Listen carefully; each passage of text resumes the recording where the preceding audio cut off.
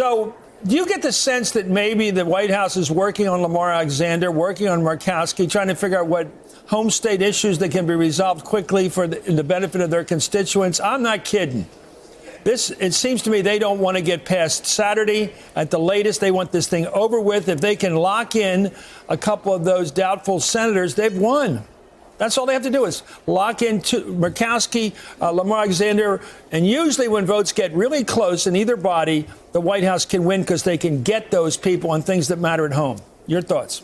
Let's hope that it doesn't come to that. I mean, truthfully, this is really an important event, and I think the charges are real. And I think the fact that we need to get the information to make a good decision is absolutely critically important. And I will tell you, if it's politics as usual, I think it sends a message to the country that Congress is truly broken and the presidency is truly broken.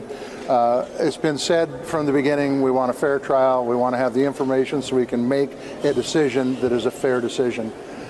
It is absolutely, more so than when I talked to you last week, Chris, it's absolutely imperative that we get witnesses with firsthand information, whether it's Bolton, whether it's Mulvaney, whether it's Pompeo.